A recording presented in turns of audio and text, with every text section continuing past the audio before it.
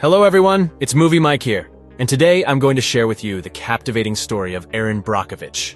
Erin Brockovich, a fearless and stunning single mother, finds herself unemployed and without a formal education. She bravely takes on the challenge of raising her 3 children on her own while desperately searching for a job. However, her luck takes a turn for the worse when she gets involved in a car accident, and to her surprise, the other driver is a doctor in a sleek black Jaguar. Determined not to let this injustice go unpunished, Erin seeks the help of lawyer Ed Masry. Little does she know that what seemed like a straightforward case would become yet another setback in her life. Due to her impulsive behavior in the courtroom, she is denied the $17,000 compensation she rightfully deserves. As if things couldn't get any more challenging, Erin's neighbor, who helps look after her children, announces her plan to move away and care for her grandchildren. Now, Erin not only needs to find a job, but also a new nanny to help manage her responsibilities. Despite her failed attempts to reach the lawyer who promised her justice, Erin takes matters into her own hands. She persuades Ed to hire her, under the condition that if she can't handle the job, he has the right to let her go. Unwillingly, Mr. Masry agrees, acknowledging Erin's intelligence, diligence, and strong work ethic, but with no guarantees. In her search for a new nanny, Erin comes across a greasy-smelling one who agrees to watch her children. She also meets her new neighbor, Biker George. Their first encounter is far from pleasant. Late at night, George is noisily working on his bike, disturbing Erin just after she put the kids to bed. However, Erin's opinion changes when she witnesses how George interacts with her children. When the unreliable nanny suddenly leaves, Erin is left with no choice but to rely on George, who willingly steps in to care for her kids while she's at work. Although unsure if he's the ideal candidate, Erin can't afford to hire a professional nanny, so she agrees. At the law firm where Erin works, her boss assigns her a task related to a property case involving Donna and Peter Jensen's house in Hinckley. Interestingly, among the documents, Erin discovers an immunotoxicological study revealing that Donna is suffering from leukemia. Motivated by this information, Erin convinces Mr. Masry to assign her to the real estate case. She travels to Hinckley to meet with the Jensen family and learns that the PG&E company offered to buy their house and covered all their medical expenses. The underlying reason for this generosity is chromium, a chemical linked to the contamination in the area. To gain a better understanding of the impact of chromium on the environment, Erin visits the University of California. There, she discovers that there are 2 types of chromium, the beneficial chromium-3 and the dangerous chromium-6. A doctor at the university advises Erin to contact the water department to determine the presence of substances in the water at the PG&E facility. With the help of her feminine charm and a revealing neckline, she manages to access the crucial information. After hours of searching, Erin discovers evidence indicating the presence of hexavalent chromium in the water and makes a copy of the document. Upon returning to Mr. Masry's office with the damning evidence, Erin receives shocking news. She's been fired for being absent from work for a week. She explains that she was working on the real estate case, but her boss remains resolute in his decision, deeming his firm not quite suitable for Erin. Dissatisfied with herself and her life, the main character returns home and vents her frustrations to George. She can't understand why she's unable to achieve anything or why she isn't appreciated. George comforts Erin and tells that she means a lot to him. Their relationship takes a new turn. However, the problem of unpaid bills doesn't vanish as easily as new relationships form. While Erin searches for job opportunities, her former boss, Mr. Masry, pays her a visit. He brings a message from the doctor at the University of California. The presence of hexavalent chromium, as indicated in the documents Erin discovered, could be the cause of Donna's cancer. Erin pressures Ed into rehiring her, promising to share what she has uncovered. The corporation deceived the residents of Hinckley by falsely claiming they used safe trivalent chromium in their operations. Erin once again visits the water department to gather more evidence against PG&E. Ed submits all the findings to the corporation's claims department. Meanwhile, Erin revisits Donna Jensen to present her with the actual results of the water analysis. The documents that expose the deceit of the multi-billion-dollar corporation have an impact.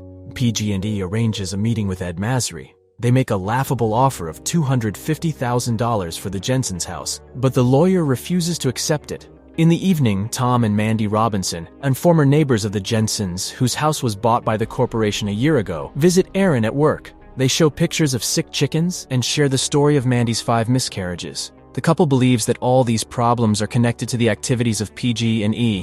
While Erin puts all her energy into her work, her children miss her. Her son is upset that she doesn't spend as much time with him as she used to. Meanwhile, in order to increase the pressure on the corporation, the evidence from the Jensens and the Robinsons may not be enough. That's why Mr. Masry and Erin meet with other victims from Hinckley. Ed assures the residents that they can receive a fair compensation for their homes, which will cover their treatment costs. The only concern among the gathered people is the 40% fee they will have to pay to the lawyer.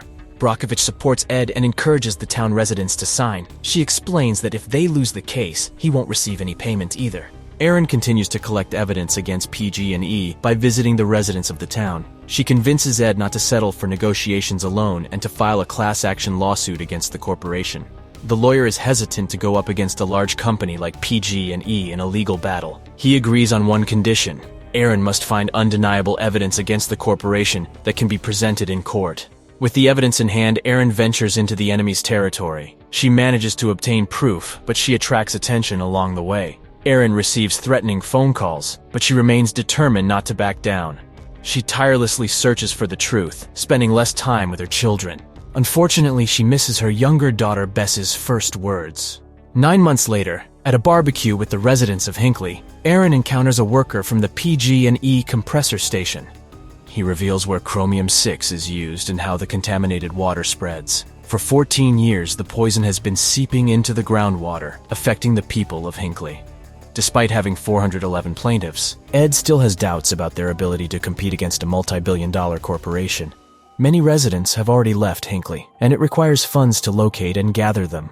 Mr. Masry reached out to other firms to join the case against PG&E, but they all declined, believing they have no chance of winning. The PG&E headquarters defend themselves, claiming they had no knowledge of the situation in Hinckley. Without evidence to prove otherwise, obtaining increased compensation for the victim seems unlikely. Meanwhile, Donna receives devastating news that her tumors are cancerous and requires immediate surgery. She turns to Erin and asks for assurance that PG&E will cover the medical expenses.